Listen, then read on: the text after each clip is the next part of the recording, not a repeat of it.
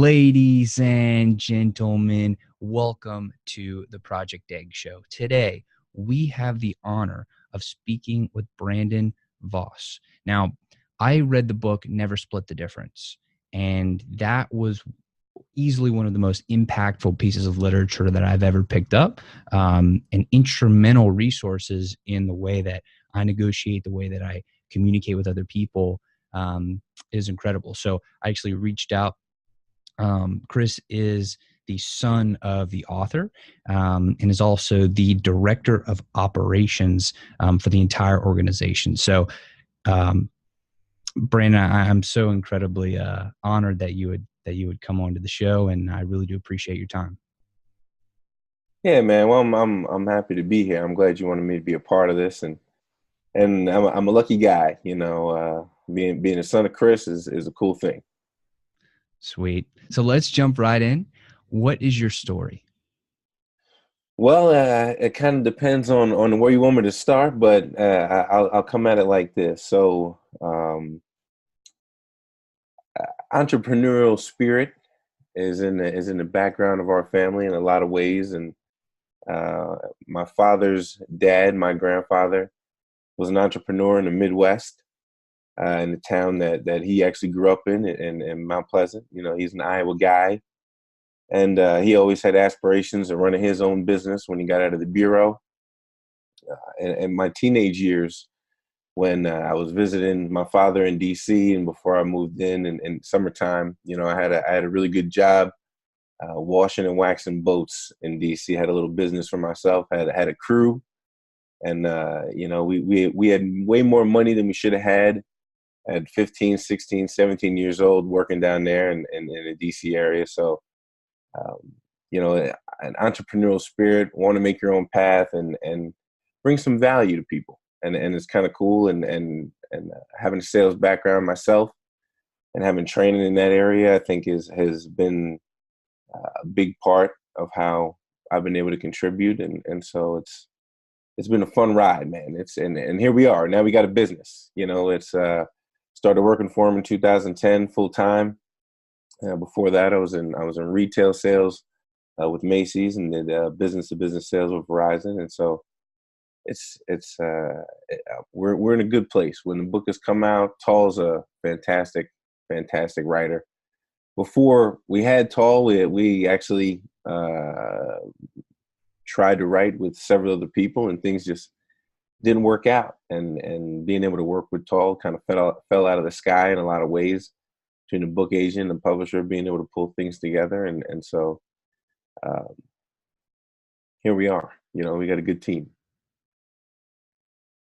So let's jump back into your childhood. Okay. What sort of family did you have when you were little? What was the dynamic? Oh well, mom and dad. Um, we lived in Newark at a young age. Well, let me see. Let me start like this. And so my father got transferred to Pittsburgh when he first got out of the bureau. And so he and my mother had met, uh, and when he was a police officer in Kansas City. And so, bounced around kind of the Northeast area from Pittsburgh and a couple other places early on in his career. And we ended up in Newark for a few years. And so, like a lot of American families, sometimes things don't work out, right? Mom and dad split up. And so here we are. And he eventually moved to the DC area. And so with a job like what he had, he's doing good things. And so that requires him to travel and be places and be present. And so, it was good to see him work as hard as he did. He was good at his job. When did he, let me see, I'm trying to remember off the top of my head, uh, when he got promoted to the unit he was in, when he was the lead international kidnapping negotiator. I think I was mid-teens, something like that. But how young you want me to go? There's a lot of places we could take this. I want to start from the very beginning. I want to hear it all. Okay. Well, uh, I probably started picking up, the negotiation techniques at a young age, being able to see him deal with people. I think what's cool is we always had a good relationship. Good relationship with both parents. I was a lucky kid to see both parents work hard at what they did, and I think that probably that instills something in you. I think that instills something in anybody. Um, I'm not sure. I wasn't. Forgive me. I wasn't necessarily prepared to talk about my story as opposed to negotiation and what we're doing as a company and things of that nature. Well, if you don't mind, I mean, I would love to talk about both because I think that your story really adds so much dynamic and value to the negotiation skills. I think it really is all one package. Um, so, if you don't mind, I would like to talk about both of them if that's cool with you. Sure, sure. So, I think probably when I really started getting a feel for communicating with people on a business level was watching my grandfather do it. Being in a lucky spot that I was, I got to spend summers in the Midwest as opposed to East Coast, metropolitan area, metropolitan New Jersey area. And so, um, I guess what's good about that, you get a chance to see different sides of life and how people live, and what it really all boils down to is people to people. Blue collar people going day to day, just trying to make a living, pay their bills, just like everybody else. And so, it was good to see that. It was good to be aware of. There's more going on outside my immediate world of just I'm going to school, I live here, mom and dad, right, local friends, but there's other things happening. And so, uh, I guess another aspect of that is a cool thing about my father traveling.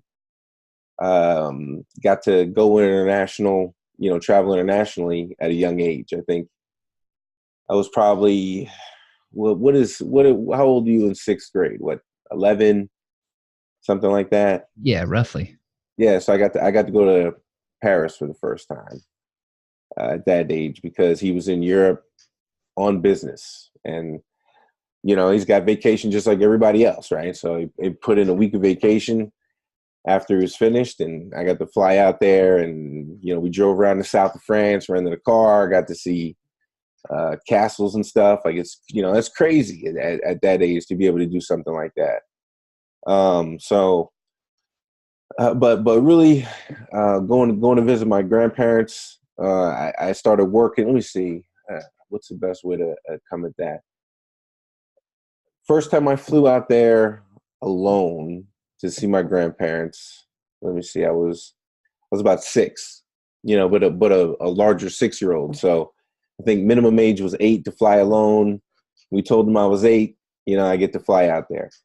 And being the hardworking guy that he was, I was working in the summer job. I worked half days, and in a small town Iowa, and so you got to get yourself to work. I didn't get a ride from the house to wherever I had to be to paint or cut grass or shovel horse manure, whatever it was, right? And then uh, at the age of 8, started working full-time hours, as it were, right? 8 to 4:30 for my grandfather, and doing that every summer, at a very young age, and you learn work ethic. You get to see other people work hard, and out there in the country, you can imagine it's, you're out in the sun, heat, and uh, I think that's that helps build anybody that can experience something like that, and so it's a credit to them. And so I think it's cool that um, I got to learn from it. Oh, and one thing that kind of cracks me up. Uh, Grandfather's name is Richard, at a young age, I had no idea that a nickname for Richard was Dick. I had no idea, right? I'm young. It's one of those things. If somebody doesn't tell you, you don't know. And my grandfather did not go by Dick. He went by Rich, but Richard to most, right? Richie to his best friends. But he's a hard guy, right? He's an assertive, as we would call him in the book, right? He was an assertive type of negotiator, aggressive, loud, come at you like a freight train. And going around town with him, I always knew when we'd run into people that didn't like him because they always addressed him as Dick. It was almost as if it was an opportunity to take a free shot at the guy, in public in front of other people. And so, what are you going to do, right? It's the nickname for who he is. And so even that aspect of human nature, people being able to take advantage of something like that just because they can, but because they're mad at you, right? There's negative emotion there at the foundational level. But that was fun to see. It was kind of funny to see as a kid. And so, wow, as I got older, right, go through school just like everybody else, and really got really. I'm trying to think when my dad likes to say he noticed that I was getting better at the skills because I was getting myself out of trouble in high school. And so I guess, he'd be referring to about, age 17 or so when I was down in DC living with him, right? Finished high school in DC and growing up, finished growing up down here in the area. When I still am, I'm in the College Park area now. Going from there and then really having aspirations to be in sales. I think, always like dealing with people. It's, I'm one of those, people watchers, right? It's funny. My wife and I have been known to go to nice areas, right? And on a beautiful day and sit and just watch the people and kind of comment and just, and enjoy being in the environment. But dealing with various individuals and seeing how they approach situations is always been very interesting to me, just in general. How do people operate? Why do they move that way? Why? And then what does it take to change their mind or get them to think about a certain process? I want them to focus on a specific thing. What does it take to do that with this person versus that person? And so being a part of this and learning from him has given me a real opportunity to kind of focus on that. This may sound like a weird question, but what did your childhood smell like?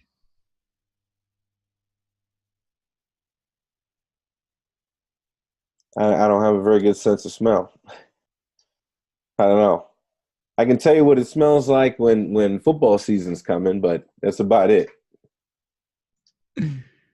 So what was your relationship like with your parents as you got older? Like, how did that evolve given the the different things that did go on in your family? And your dad moved and he was traveling a lot. Like, what was your relationship with them and how did that evolve over time?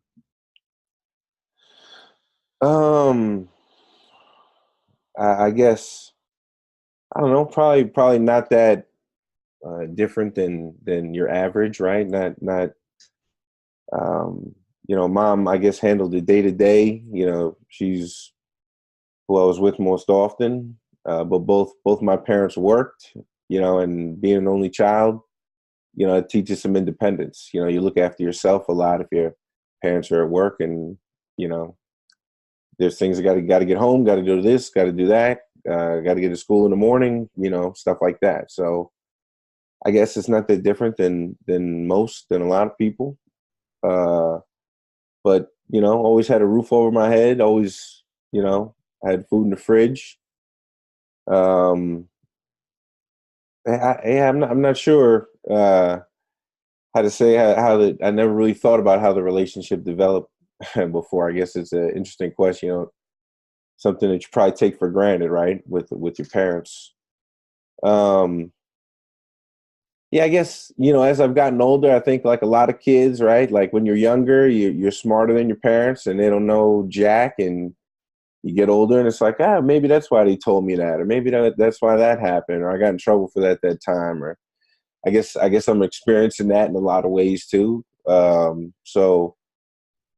I think, I was, a knucklehead. I had my knucklehead moments, and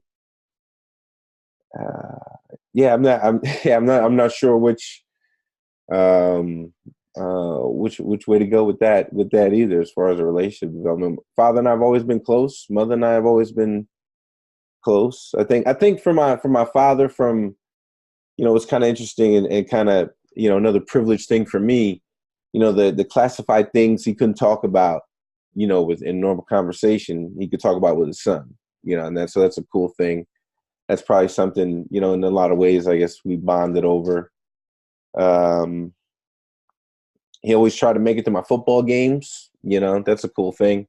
He's been known to fly from somewhere just to be at the game, and fly back to wherever he had to be if he could make it. So, uh, yeah, both my parents are good people. I think that's another privileged thing that I have. You know, I'm not sure. How's that?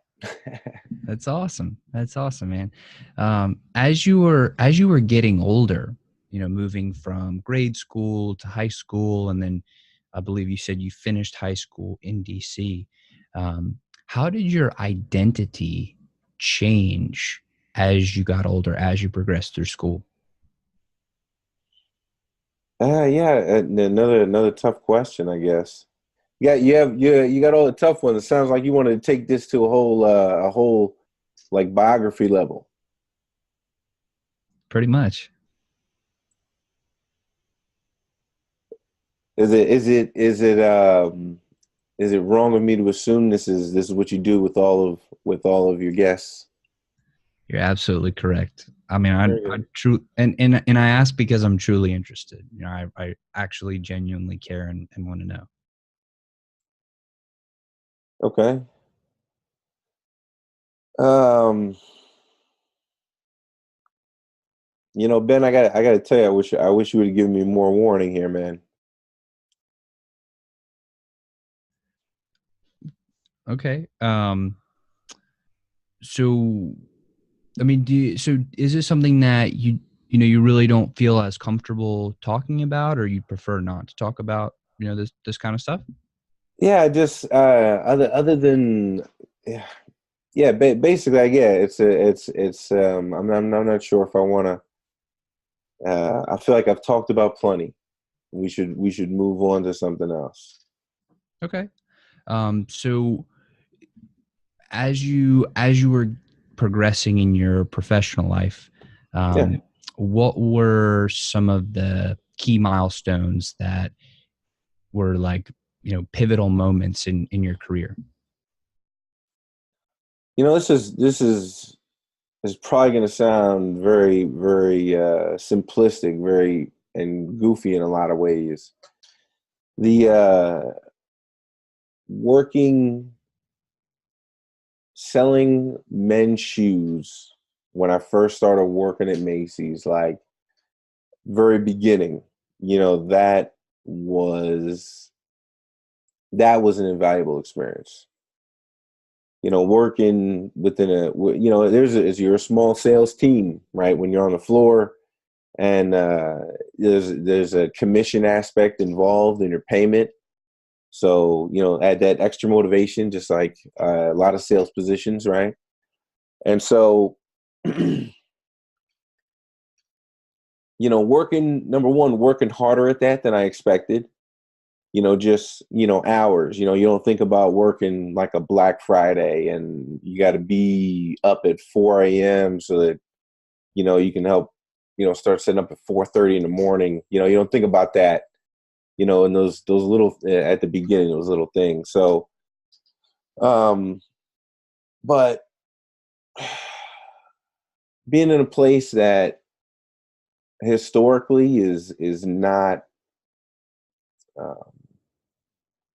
not high in sales, right? They're not, the men's shoe department does not lead the way for Macy's retail. And so, um, being a part of accelerating that at that point in time, and that mall at that Macy's, right? And run it just, it's selling shoes is interesting, especially when people are walking around the mall wasting time. But you can still put a pair of shoes in their hands because they were thinking about it, or just because you were able to start a conversation, or something the book refers to. People are 6 times more likely to make a deal with someone you like. That's something Stuart Diamond talks about in one of his podcasts. Stuart Diamond, the author of Getting More, uh, he, that's something he refers to, and being able to see that in person in a simple setting like that at a younger age, at an early stage in a career. I think that's probably a pivotal time. And then other than that, when we started the business, I mean, there's other things, but the ones that really stand out, when my father and I started working together and being a startup business, just like everybody else, it's, and when you're in the government, they don't teach you how to run a business. There's plenty of people that work for the government, negotiators included, that have written books and tried to run their own companies. And some are, they're doing good things. They talk about good stuff too. And so being able to fight through and stand out among the crowd, and also it's interesting in the early days, it sounds crazy, the fact that Chris was a hostage negotiator, that was the background, was a huge hindrance as a business, as far as like going out and just typical sales, reaching out to somebody and saying, hey, we can teach you negotiation because we have hostage negotiation principles. And what does that have to do with me? Was in short.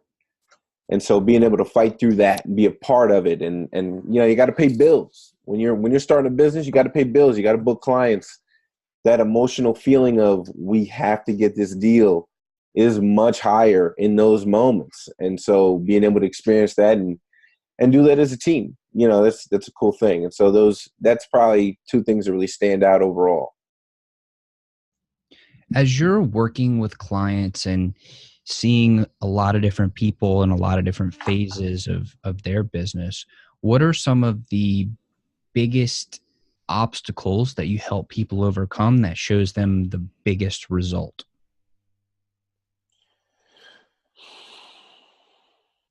Some of that depends on the team, but overall, it's being able to give people tools. When you're in a situation, do this.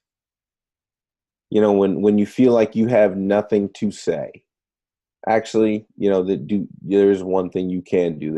You do got a list of 3. You could put on a cheat sheet, for example, that you could do. And that breeds more confidence just overall, because people, when they go in a lot of cases, you feel blind for whatever reason. Even if you prepared really hard and, you're still thinking going in, oh, I hope there isn't something I missed, even though you prepared. Or you go in and you're feeling like, oh, I hope they don't try to take advantage of us, or, I hope they listen to what we have to say. And, there's always something, right? And being able to have tools to address those things specifically during the negotiation, especially if your gut, your intuitive sense is picking some of that up based on a relationship of how you've gotten to where you are.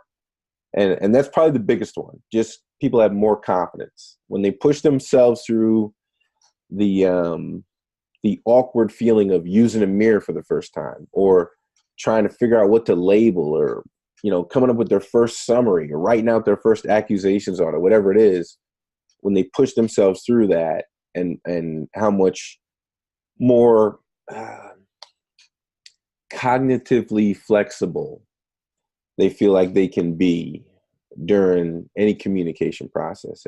And that's a pretty cool thing. From a sales side, helping people adjust their pitch, helping fix cold call scripts. When you're just talking nitty gritty sales, account managers, account relationship managers, people of that nature, upsells, right? Being able to continue a relationship, have people pay your price, not get beaten down over renewals and this whole, like, we've known us for a long time and this and that and the other thing. But being able to continue the relationship and be positive, or if the relationship's bad, that people feel like you've let them down in some way, being able to go and mend that wound, as it were, during the communication process and move forward. In internal negotiations, oddly enough, in the early days, sorry about that. In the early days, some of our best clients were in the health industry, and even more specifically, surgeons and nurses. And so communication between each other and in the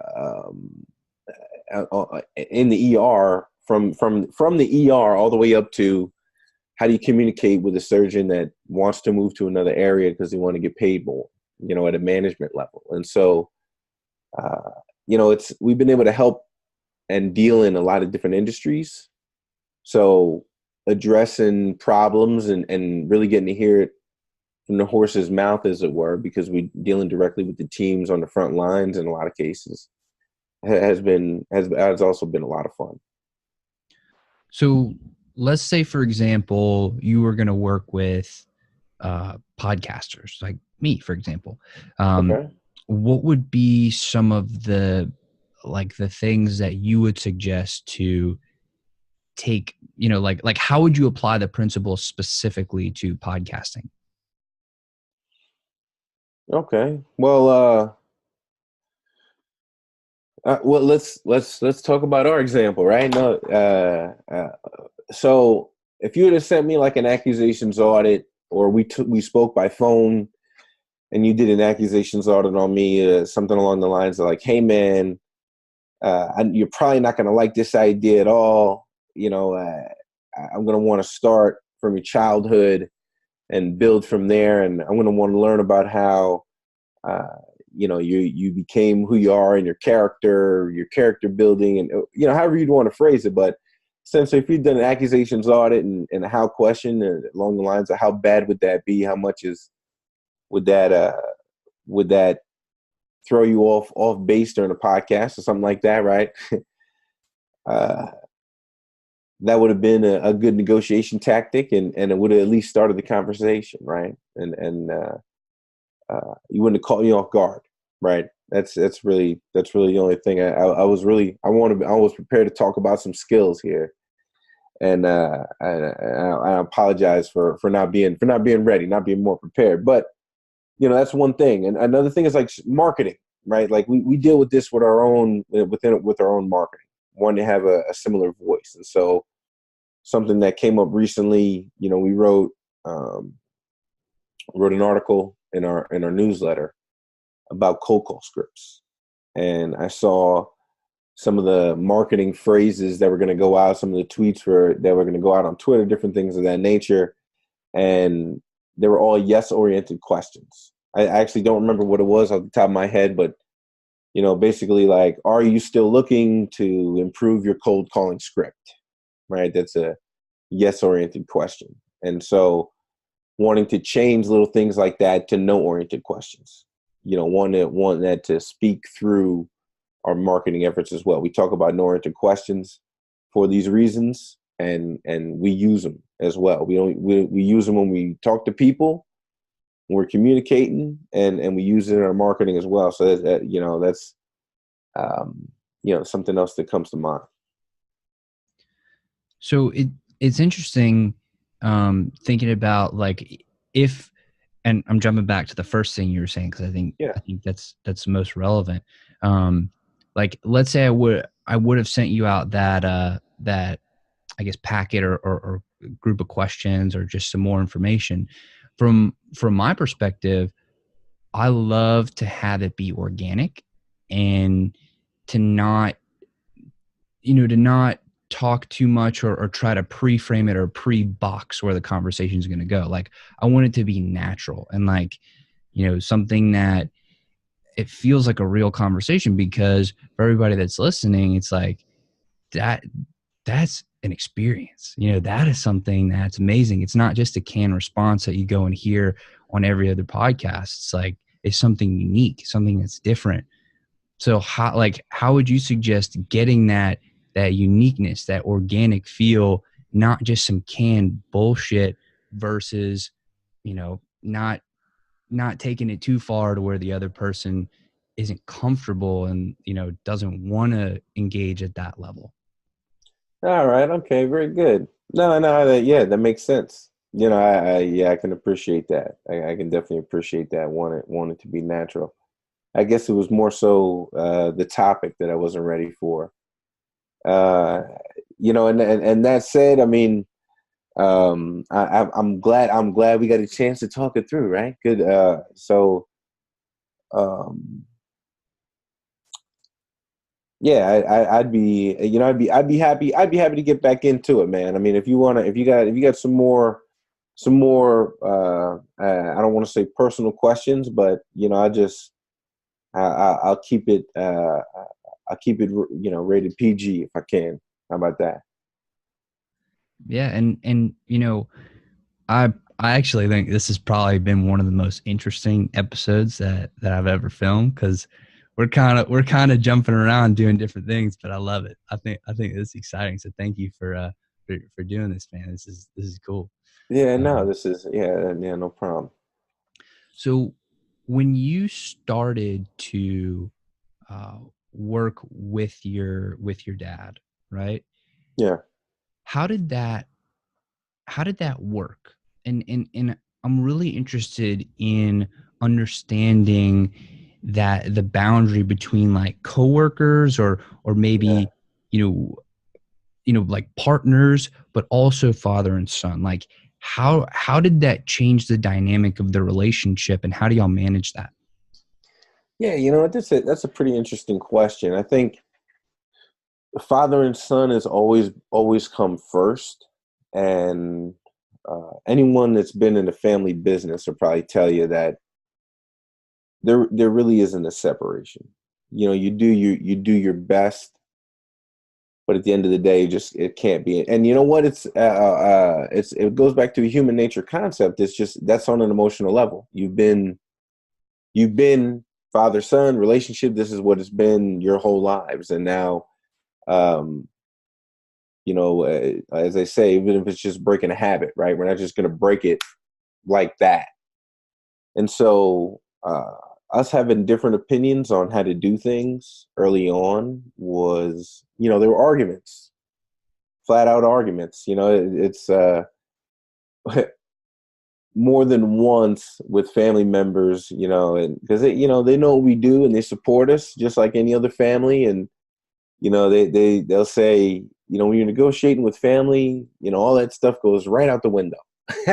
And so, we're human beings just like everybody else. I think, a lot of people are guilty of that with family, right? And so, um, yeah, it's father and son, but it's been fun because, as I mentioned earlier, we've always been close. And so, uh, it was a learning experience for both of us.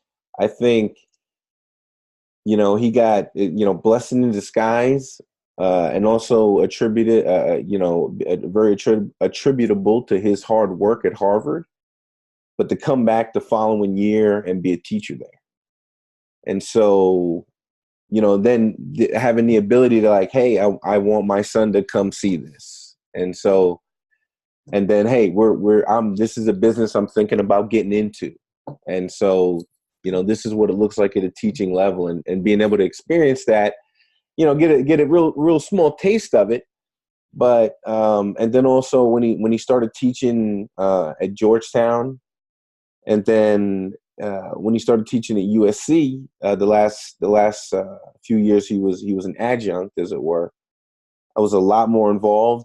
with the teaching at that point, and building the program and helping him work it out. And because I'd gotten to see everything he'd done prior to that. And so that's an invaluable experience, right? Being able to see that and be a part of that at some level, and helping building out curriculum and what that looks like. And that, I think that set a lot of the groundwork for what we're doing as a business as well, because, it also wasn't, as you like to say, something right out the box. It was developed and grown, right?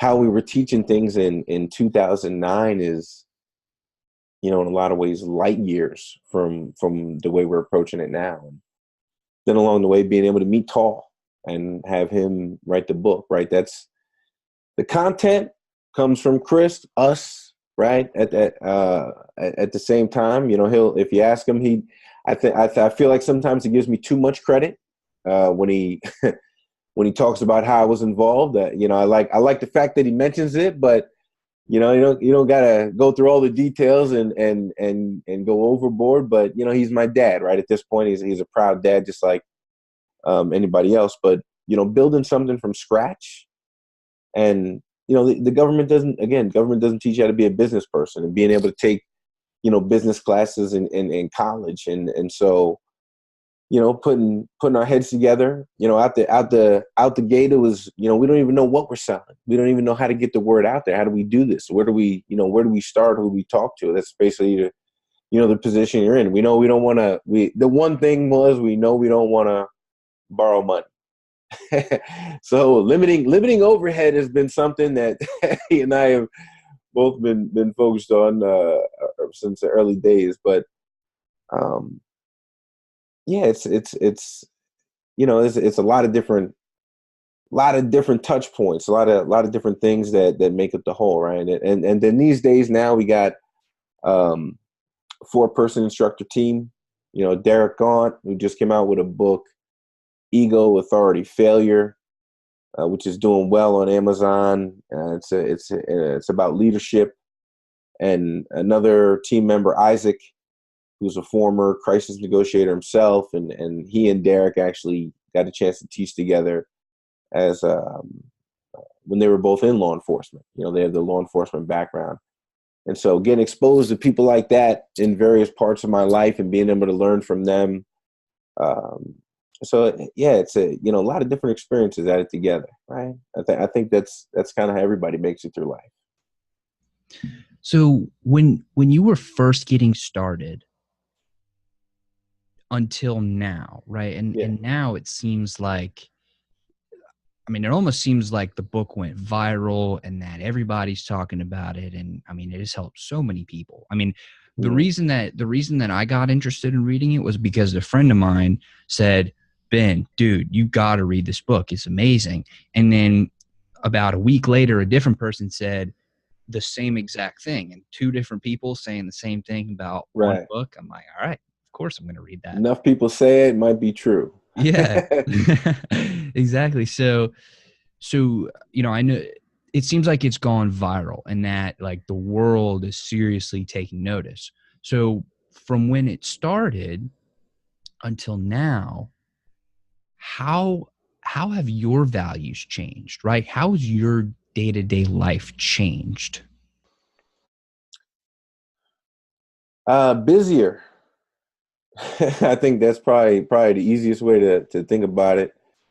And I feel like the need to continue to improve, right? There's always that need to do it, but the more you see, the more you run into, the more you experience. It's like, wow, you start to like, wow, there's stuff I don't know. There's more I gotta know.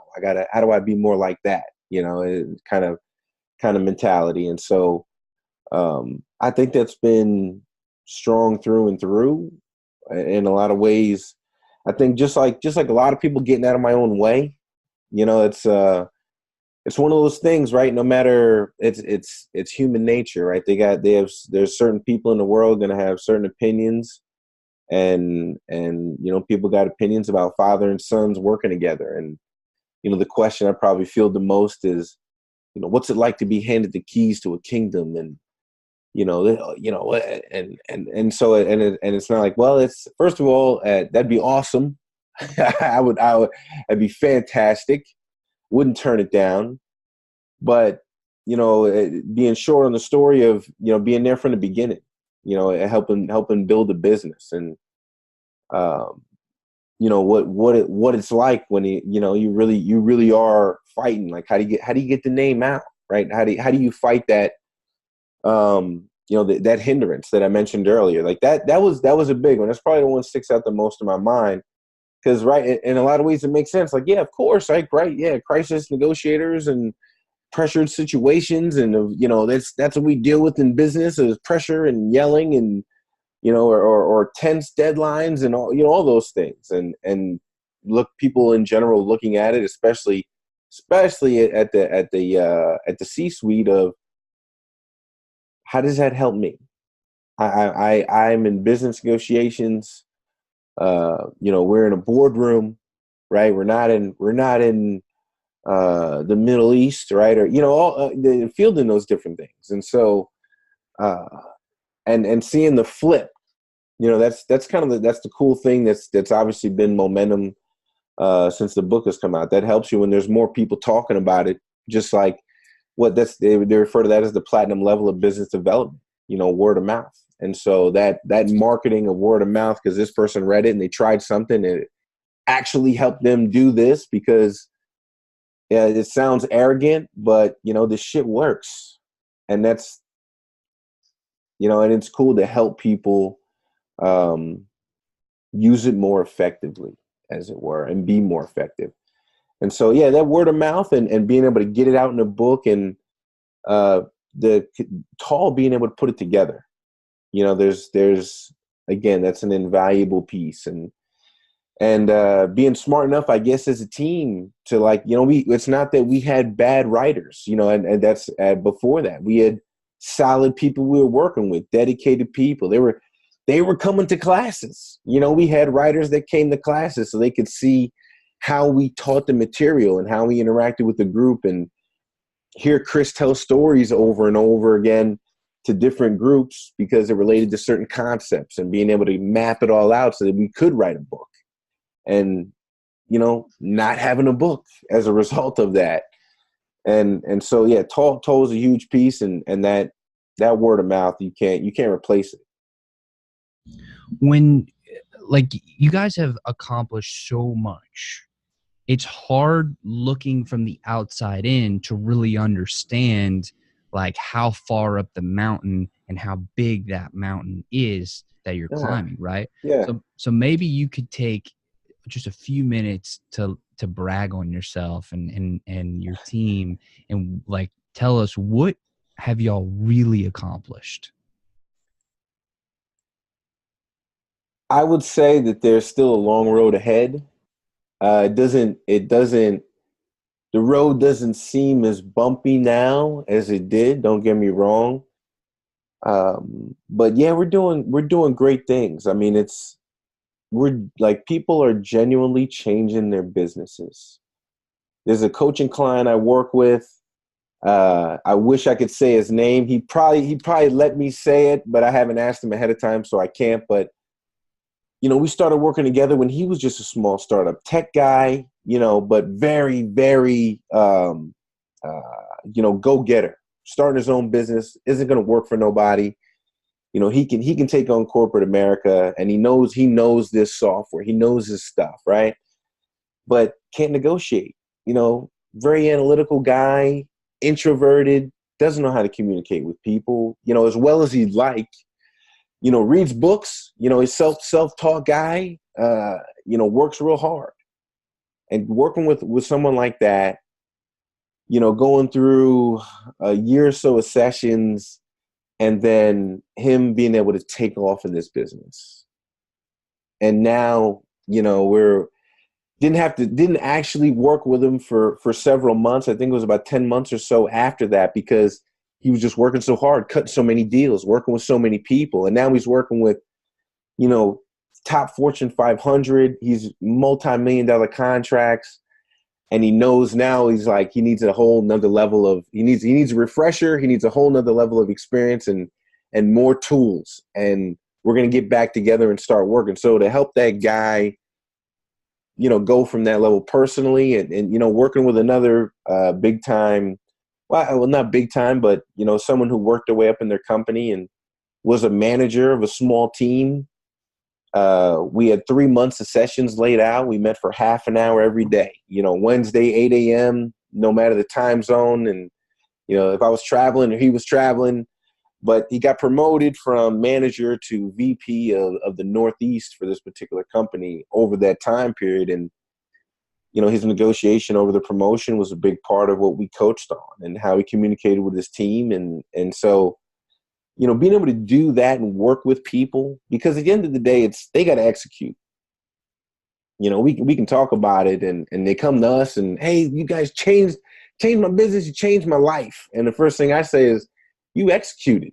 You learned from it. You changed your approach. You identified what you were doing wrong, right? Just like the old cliche, right? You can't fix it till you know what's wrong first, right? So step one is identifying the problem. So you identified that, and you worked really hard to fix it, and you went through the awkwardness and made the decision. And so being able to work with people and growing the business, we're still small time. I think a lot of people look at us and go, they're a huge corporation. And actually we're not.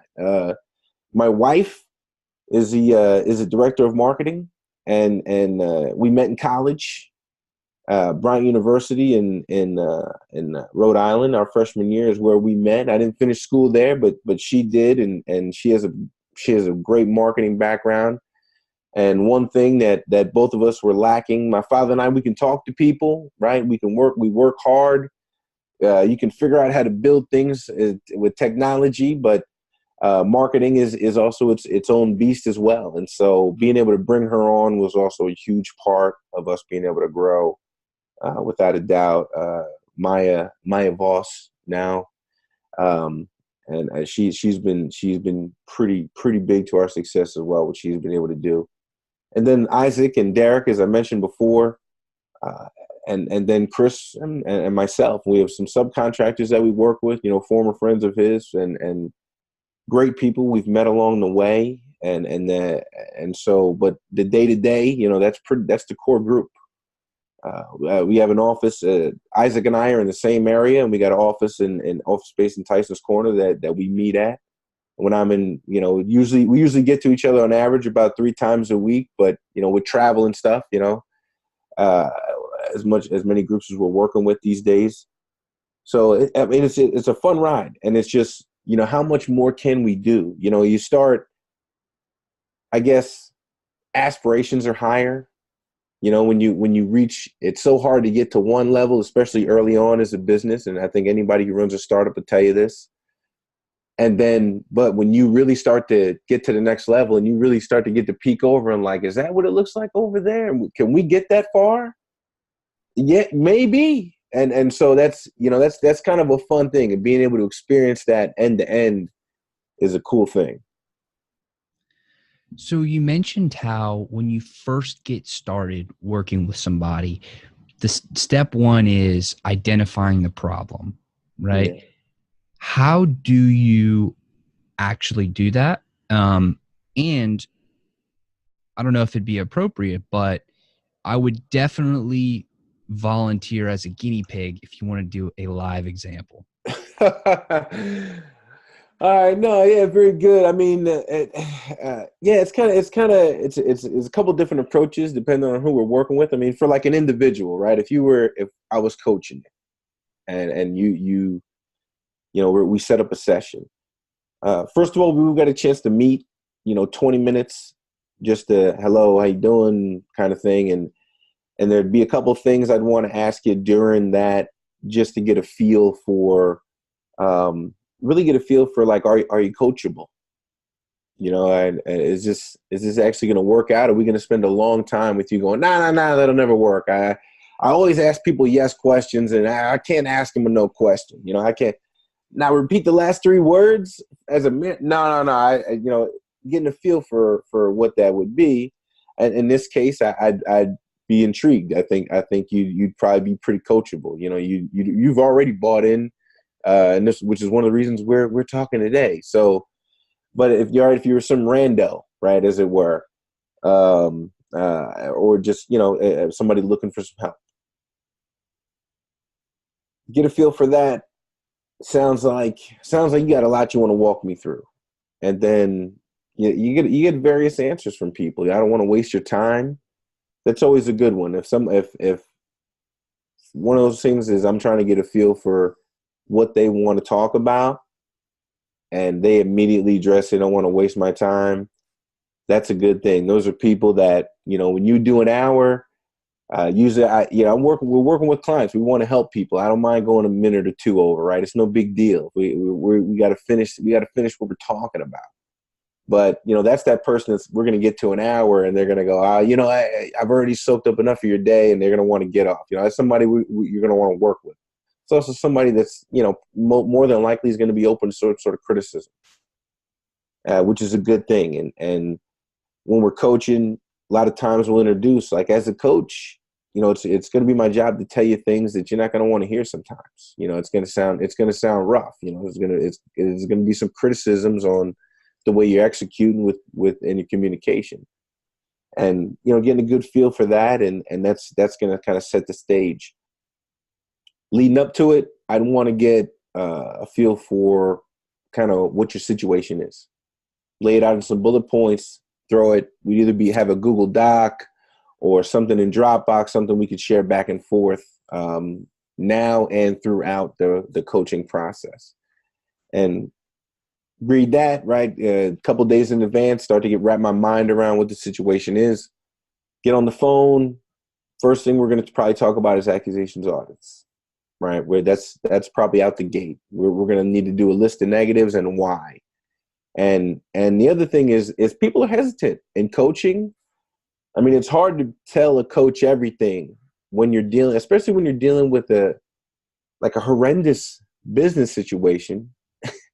And there's places where you've messed up, and now you're on the phone with a coach, and there's probably things that you don't want to necessarily tell them, but at the end of the day, from an emotional level, like being able to tell a coach 5 years ago, we kind of stuck them in the side over this deal, or they were waiting for us to invest in this, or they're waiting us to sell this to them, or they're waiting us to change this part of the contract, and we really stuck it to them.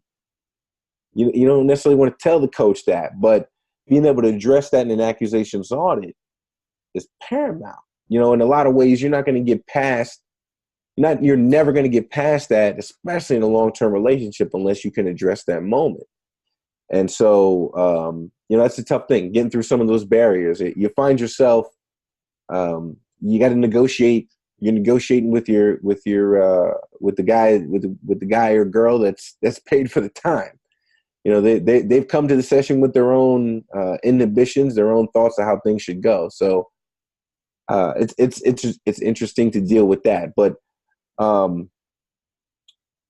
once we got through some accusations audits, it would take us an hour. That would take us an hour. And that's if we're going at a specific situation. Like, you got something coming at you, you're talking to them in the next couple of days, you're talking to them next week. And then depending on how we're working with, occasionally there's, if we can make things line up, we might work with someone at the table in various formats. And so generally speaking, we're strictly coaching, 99.9% of the time, strictly coaching. And if we got a situation, that's how we'd approach it. If you just wanted general skill building, right? I want 5 sessions with you. I want to get better over the next, 8 weeks. We're going to spread them out. What can an agenda look like, right? We're building something customized for you. Then day one, we would definitely want to get a feel for, your idea of how strong emotions play in, right? Are you somebody that, I can be persuasive, I can talk them into it, right? And that's the only tool you got, and you're sold on it, or are you ready to really change? And we probably focus on labels and mirrors first day. What's a label? What's a mirror? Here are the basics. Between now and our next call, you got to use these skills. During that process, we'd even talk about getting the name discount. The thing we refer to in the book, using your name to get a discount. That'd be something you'd have to do during that process as part of your homework. And on two levels, helping them get through the awkwardness, right? You got to make the reps. It feels weird, but you actually got to build some new neural pathways in the brain, right? And the brain science that backs it up. And every time you fire that pathway, more myelin is wrapped around it, right? And it gets stronger every time, it's a faster reaction every time you fire it. And so that you got to build that process in negotiation, just like you do building a muscle or any other thing. And so that would be a big part of what we want to do throughout that time period. And generally, we wouldn't get to bargaining. The way we look at it is bargaining. You can't bargain unless you know how to use empathy first, because every bargaining move you make is going to be led with empathy, and you got to be on your game. And so, labels and mirrors up front. Once we get those down, moving into calibrated questions, no-oriented questions. Those are good foundational skills. And then probably prep. We're okay. How do we make sure that we prepare these things ahead of time? And that's a good segue into what are accusations audits, and then how do you start combining skills? You're never going to hit your home run with one label. Well, I shouldn't say never, right? Things happen. If you've read the book, you might have used how am I supposed to do that, or you might have used a solid no-oriented question and knocked it out of the park. But in general, on a case-by-case basis, you're not going to hit the home run with one skill. So how do you start using them in tandem, right? There's no silver bullet in negotiation. People make deals because they feel like it. They're more than likely they make deals because they're scared of something. They're avoiding a problem, or there's something they're trying to fix. And so, knowing that going in, knowing human nature reaction to things, how do you use it to your advantage? So it seems like a lot of that first step is to really dig as deep as you possibly can, right? But kind of like what you were saying, if the individual is not going to tell you the full story, it's going to be really hard to actually help and actually make a difference, right? But I'm sure they're not always going to be able to, maybe they just can't articulate it, right? So, so how do you read between the lines and hear what maybe they're not saying verbatim, but what the essence of what they're saying? How do you truly understand them at their core? Oh yeah, very good. That's a good question, and it's using the skills on them, and so it sounds like there's more here. It sounds like there's things they haven't forgiven you for. That'll probably get somebody talking. It's if you want to compare it to a therapy session, I guess you could, but that kind of puts a soft connotation to it. This is much more, I don't want to say from a business aspect, but it's not something to be played with. It's all something to be taken very seriously, and understanding, again, at the end of the day, something we talked about earlier, in the call, and that, people are people. Just you got to remember that no matter what happens. And that's one of the hardest things to remember, right? In negotiation, no matter how good you get, no matter how skilled you are, you're still going to struggle with that. How do I control myself in the moment, right? When it's, how could you possibly think that, right? There is nothing that led us here that could possibly leave you with that conclusion. How could you think it, right? And being able to in those moments still be able to execute well, communication wise, in a tactical empathy, emotional intelligence type of way. So as you're then understanding them, you've gotten to their core, you've identified the problem. What would you say is the most effective method for you as the coach, as the guide, the mentor, to progress them along? Well, it's a little different for everybody.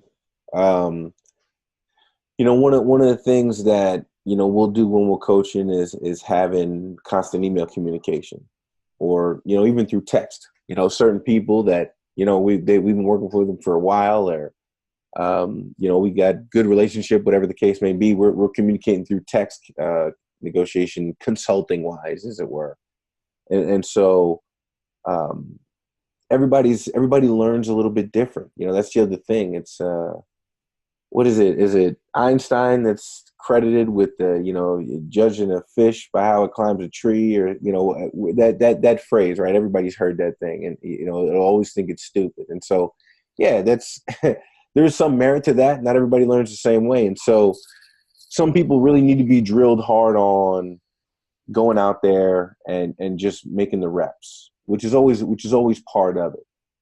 Some people need to have a more I don't want to say structured, because at the end of the day, there is no linear path to every communication. There's guidelines you can abide by, as far as like emotion is always present. Getting negatives out of the way first is going to be is always number one. Empathy always precedes assertiveness. No questions are going to make people think, it's a good pattern interrupt, thought pattern interrupt, things like that. But there's no steps 1 through 10 every time. But some people need more of a sequence. They need more. I don't want to say structure, but they need it built out in a more robust way, rather than talking about it. Okay, let's just role play. We'll walk through these, right? We'll almost like we're acting, we're scripting it out, and then let's write up a quick prep sheet document. Some they want to record, they want to listen to recording 10,000 times. That's part of it, right? It's so everybody's a little bit different, but repetition's the mother of skill. So the more touch points you have just using the stuff, as far as what we do for them is guide them along. There isn't when we're working with a client, it's not like it takes a long time to solve an issue. There isn't this client where, we've been helping them negotiate their way through this for the last year. That is not the case. And as you can imagine, when people reach out for consulting, it's at the very last minute. They're at the worst possible time. They don't call us when things are great. And they're like, oh yeah, so it's awesome. We're probably gonna get $100 million in this deal. So help us out with that, right? That doesn't happen. No, we're gonna lose $100 million, right? Business getting ready to go down the toilet. Those are the situations we're dealing with. We've been in litigation for 5 years, and things get solved quickly. We've been Derek, one of our great coaches. He likes to say, it's usually 2 to 5 years somebody's been dealing with a problem, and modestly everything is solved within 3 months. But really, it's about 10 days, and that's how effective this whole tactical empathy approach is. And so, that's kind of a cool thing with the coaching. It's usually doesn't take that long. There's actually a situation we got coming up right now as a company. I can't get into details, obviously, but it's a new, interesting situation that we haven't seen before.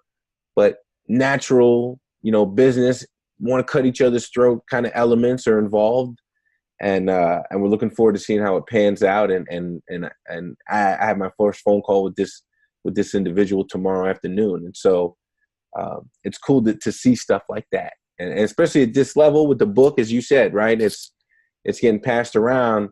Being opened up to different types of business deals quicker, right? It might, maybe without the book, what might have taken us 10 years has taken 3 years, 4 years, because of the word of mouth thing, right? That's how powerful that can be.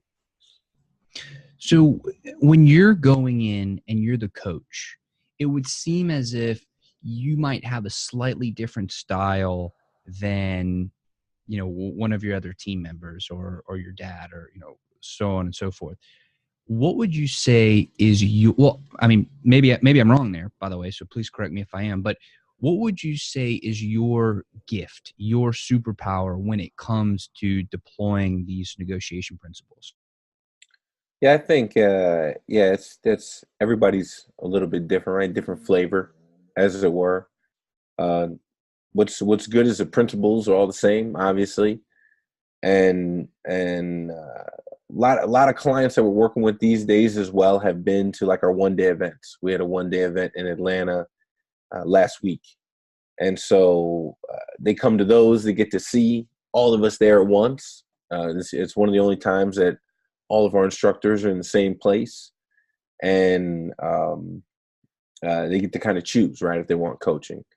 When we're working with corporations, historically it's been my father and I doing the teaching. We always do it in a 2-man team. Having Isaac or having Derek and Isaac now adds to the rotation, but Derek and I have done a lot of teaching together. Chris and Derek have done a lot of teaching together, and so when we're working with a corporation, they've kind of seen us. They know what to expect, obviously, in those cases, and what's cool these days is sometimes we do get requests when people call up that we've never talked to before, from word of mouth. This corporation got training, or someone at this corporation got our training while they were there. They got promoted, or they got an opportunity to earn business in the same, or take another position in the same industry with a different company and at a higher level. It's like, I took the training from these guys, bring them in here. We got to do it now. That's, again, it goes back kind of to the word of mouth thing, but yeah, when we're choosing, these days, Derek and I are doing most of the training. I think we're probably pretty good at it. I'm impressed by Derek. I'm always trying to learn from him. He's another one of those people that I'm trying to learn from as well. But yeah, we do it a lot, so that that helps. And it's just, if we can talk you through wordsmithing a couple different things based on your situation, you go and do it. It's going to be fine. And we can, some people, we'll start with, we're going to map out the first conversation. We're going to play what we call the short game. It's going to be a 5-minute phone call, right? You're going to reach, or we'll do it like this, right? You set it up through email. The oriented question is going to look like this. We're going to have a phone call. It's going to be set for 5 minutes. You're going to tell them it's set for 5 minutes, and you're going to look to cut them off at about 4:45. And yeah, you tell him it's going to be 5 minutes, and so and warn him, lead up to it, right at 4 minutes and 40 seconds. No matter what's going on in the conversation, you stop them and let them know that you want to be respectful of their time. Because if anything else, that conversation is designed to set up the next interaction. And so, what are the impressions you want to leave every time you get off the phone with them? Is every time I talk to them, they never waste my time. I get on the phone, it's very productive. They let me go. I continue my day. I can trust them. They understand what I'm seeing on my end. And as long as we can help you communicate that, you're probably going to be okay. So you're building this, and it's a team effort, right?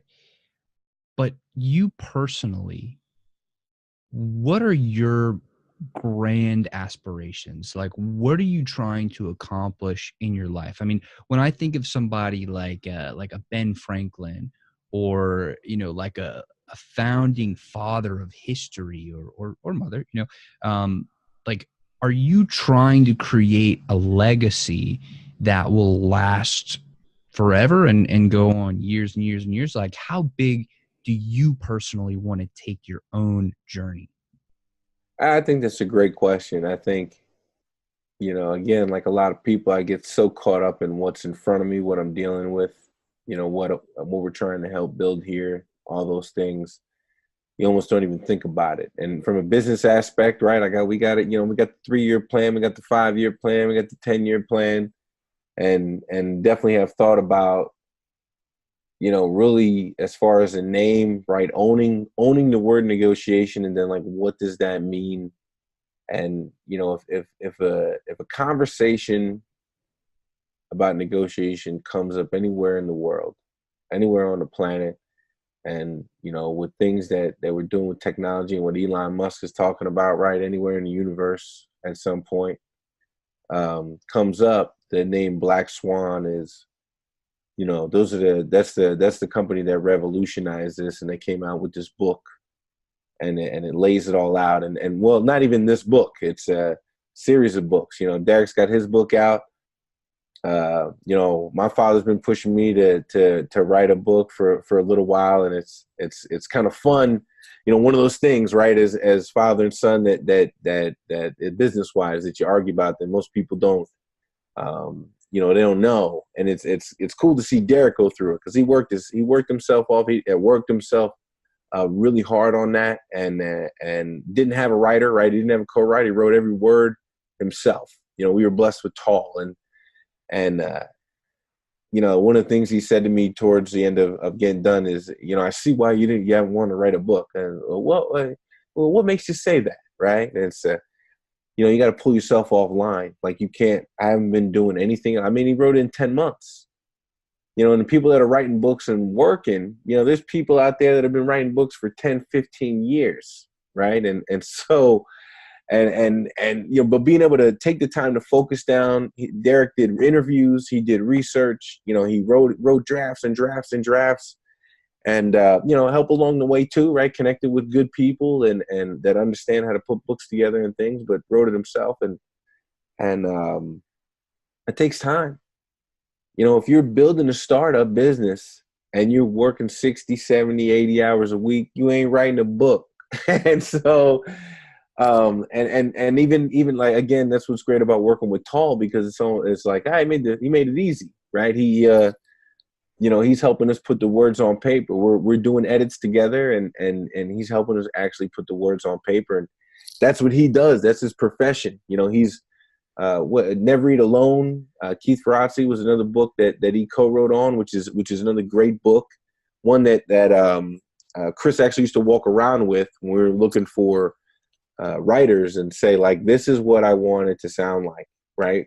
And so that voice, right, or that, this structure, that ability to put words on the page. And so, that takes a lot of stress off. You can run a business while that guy's making sure that the content's good and laid out well, and having multiple, our part of it, especially in the early days, was just dump information on them, right? Here's everything we've built on paper as a business, right? Different classes. These are papers we got from students of ours, right? Because they got stories in the book. This is how we worked with this client, being able to just dump all that in his lap, and then constantly just doing interviews with him in various formats, and we were able to put the book together. And so, it's you're working hard, right, when you're building a business. And now we're trying to expand, right? We're still a small team. And, we're getting more structured as a business, right? We're all trying to add more clarity and again, dealing with the delineation of power in a family business, right? Just like anybody else that's been through, trying to run a family business. But still doing that, right? If I were to pull myself completely offline from the company, they'd probably be okay, and it'd probably be a big hit at the same time. And so, what I want to do personally, aspirations, again, I think you're so caught up in work, you're so caught up in doing things. But I don't know. I'm an adventurous type. I like scuba diving. I've been mountain climbing. I want to jump out of airplanes.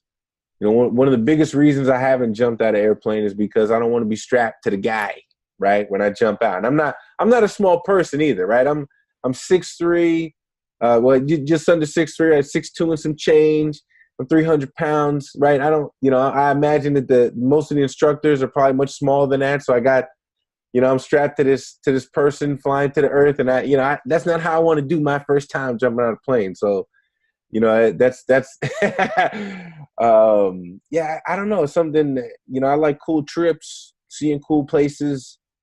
I guess aspiration for me, seeing as many countries with my wife, going, being in a place where we could go and see a lot of places all over the world together.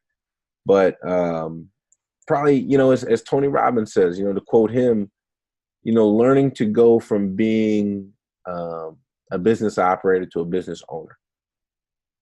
and the nature of what we're doing. You know, we are technically owners, right? But um, operators as well. You know, we're doing a lot of the heavy lifting ourselves, especially as a small business. So being able to grow, and that's one of those transitions, right? You start peeking and looking like, man, okay, there it is. Maybe we can get there. That's one of those things. So I guess kind of aspiration that probably seems like a short-term goal because I plan on getting there before retirement, right? And being involved in other businesses. So I guess aspiration is being involved in several different businesses. Real estate's always intriguing for everybody, right? I personally, I'm interested in the stock market as well. I think about myself personally, like if I had ever really tried to just be on Wall Street and be a trader on the floor, starting there, like what that would have been like. That was, that would have been a cool thing. But just continue to knock down stepping stones. That's I don't know if it ever really stops, right? So, one thing that I am so unbelievably fascinated by is connection, right? Connection between individuals specifically. Yeah. So, I wanted to ask you, especially because of your expertise with negotiation, what is your philosophy on developing deep, meaningful, and genuine connection with another human being?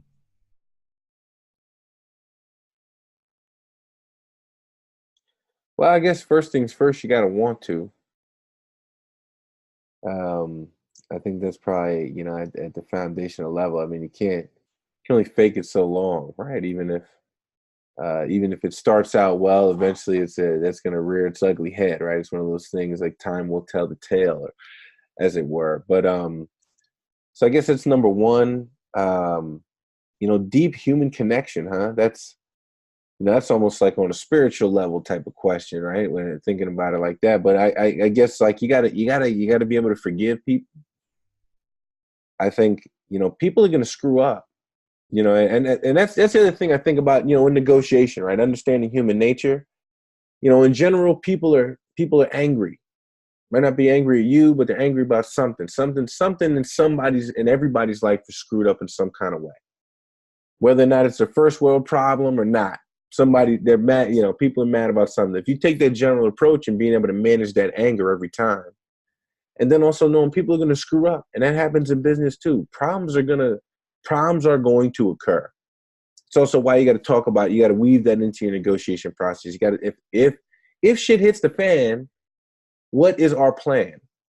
That you have to have that piece of the conversation during your negotiation. You can't be scared of it. You can't want to get the yes so bad, and then 3 months later you got a real issue, and it's like, what? How do we tell them about this, right? They're gonna be angry. Like, no, you warned them for it, that this might happen. And so, that applies to human nature as well. People are gonna screw up, right? Like, I'm glad my wife can't hear what we're talking about, because I've known her for 15 years. You want to talk about forgiveness and screwing up, right? She can be badmouth me all day. Bless her heart, she probably wouldn't, but she could. But deep human connection. It's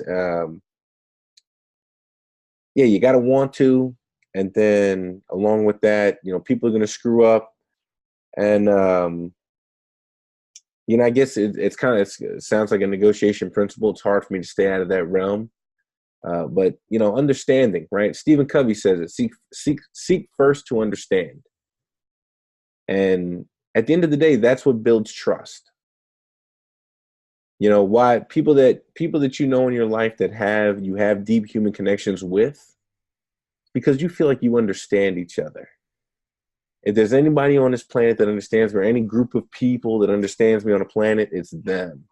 And therefore, your trust factor for them, your love, as it were, your ability to be yourself around them, is huge. And it's based on that. It's not based on common ground. It's not based on the fact that you went to the same high school, even though you might have. It's not based on the fact that, both of your kids play baseball.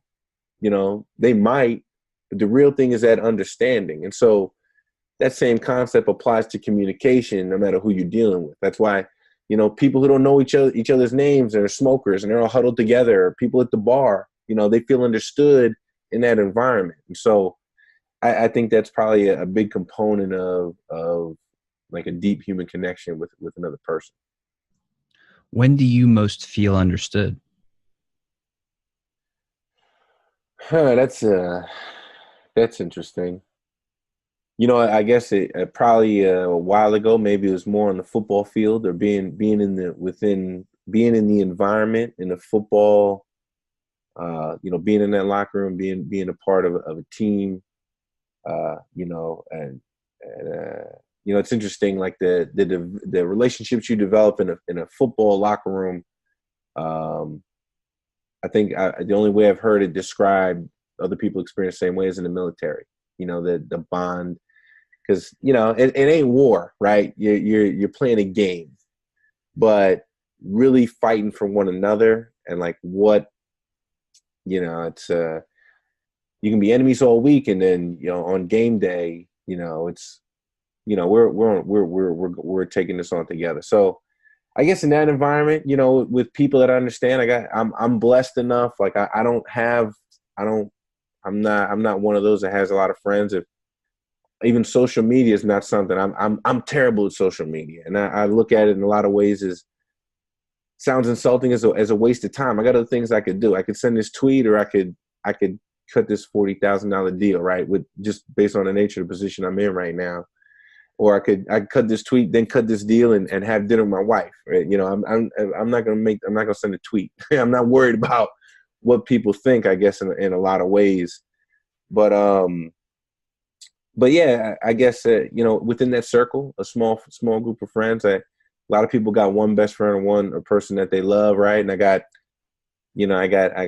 several, and then, but that's the crew, right? There's not, I don't have acquaintances.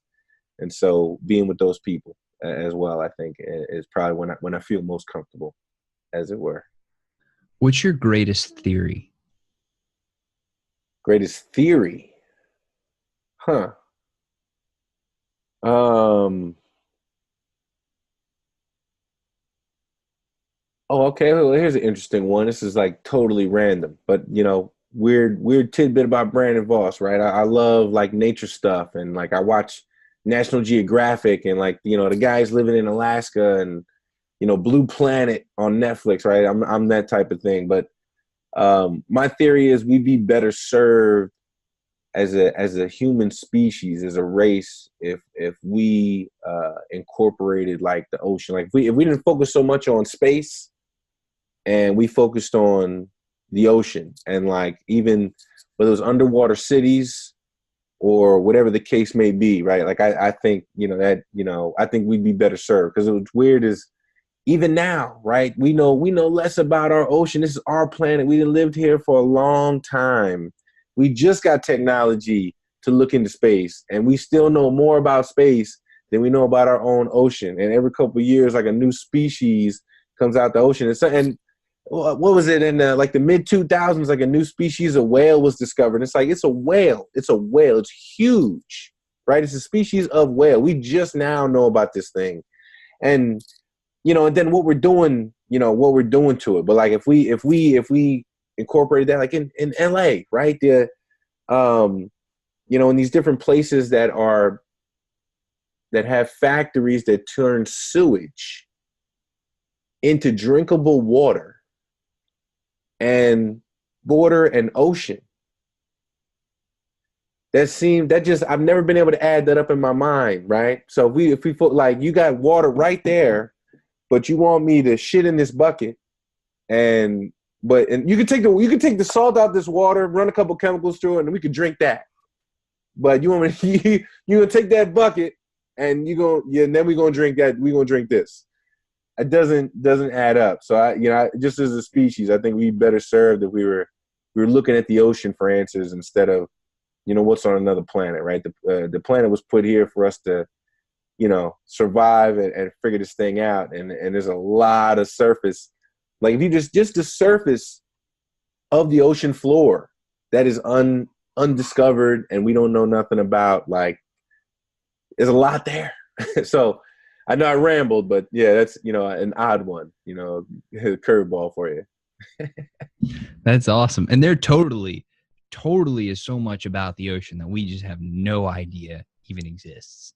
I mean, I agree with you. I actually think that's a really interesting theory. So, Brandon, I want to thank you so much for coming on the interview today. Truly, man, this has been probably one of the most interesting interviews I've ever done. So I want to thank you for that. Got two more questions for you, and Yeah, then we'll go ahead and wrap it up. far Um, away, man.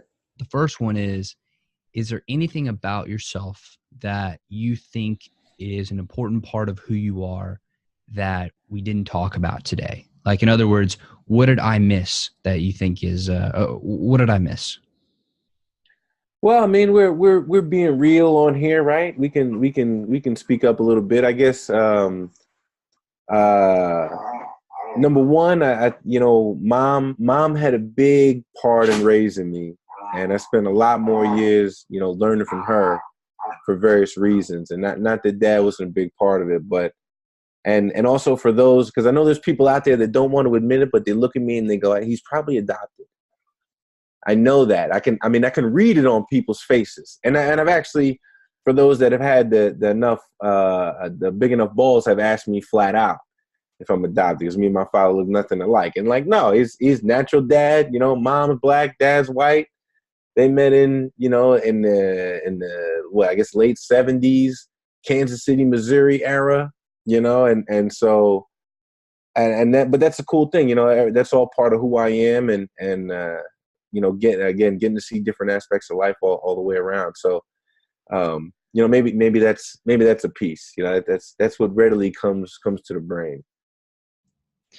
And the last question for you today is, I'm 24, right? I have a couple businesses, and this show is my greatest passion. Yeah. So knowing that, what question should I be asking you that I just wouldn't think to ask? Yeah, another good one. You ask pretty good questions, man. I mean, it's easy to tell that you really care about your podcast here. And I apologize if you hear background noise. I got my dogs. I'm in my home office today. I just got back from Boston this week, and I got my dogs in the room here. They were sleeping, and now the girl she's rubbing her back on the carpet and she's like kind of grunting a little bit. So I apologize, but yeah, I guess maybe what's the favorite part about what you do? But I mean, in some ways we kind of covered that. Or what do you do for fun, right? Like when you're unwinding, what do you like to do? What do you enjoy? I'm an animal guy. I could talk all day about my dogs, man. I love my dogs, but I love my dogs. I love my wife. I love my business, right? And so, yeah, I guess that's it. I don't know. You do a good job, man. I mean, it's I can tell. It's easy to tell that you put some heart into this. Well, thank you very much, and I appreciate you coming on the show, and I appreciate the time that we've been able to share together. So thank you very much for that. And to everybody who's listening, I want to thank y'all so much. Y'all are the reason that I do this. And I want to thank y'all for watching, for listening. Y'all are the best, and I love you guys. So thank you very much. And Brandon, again, thank you. Thank you, man. Do you want to wrap us up? Yeah, Ben, it's been a pleasure, and if I may, am I crossing a line if I do a couple marketing shout outs for Black Swan here? Dude, shout out hard. That's what we're here for. All right, very good. Well, first of all, our website, blackswanltd.com. It's a great way to keep up with things, but even more than that, our biggest tools are, and that we use and that our subscribers lean on, is our newsletter. Comes out every Tuesday. I think it's designed to hit your inbox about 9 a.m. your local time. And there's two really easy ways to sign up for it. If you come to our website for the first time, it'll be prompted, hey, you want to sign up? If not, you can sign up by text. If you text the words FBI empathy, all one word, all capital letters, to the number 22828. It'll prompt you to sign up. Um, you may have noticed that I mentioned Atlanta this and during our call today, and we're doing 10 events this year around the United States. We're going to be in Orlando. We're going to be in New York. Next month we're in Dallas. And that, we're looking forward to that. And this will be the second year in a row we've done Dallas. We're going to be in Orlando, New York. I can't remember all the months and cities off the top of my head, but you can find that on our site. And we always send out blasts on our blog, right? And we also got a virtual course coming out. We got some demos available for that. They'll be up on the website soon. And it's a course that's designed to, make you feel like, you're in the room with the instructor, but you can pause and play the video, right? So it's Chris and myself on tape, and, you move around on the screen, and different simulations drop in, and depending on how you answer the simulation is going to, you get different responses. And so it's called a Beyond the Book series. So we got, a lot of cool things. We're working hard to serve the individual these days because of, what the book has done and how many individuals are reaching out to us. So, and for those that become fans or are fans watching this, hey, we're the same way as Ben. We're in the same boat. Without our fans, we wouldn't be where we are. That's awesome, man. Well, again, thank you so much. And to everybody who's listening, I will see you on the next episode. Have a good one. Bye-bye.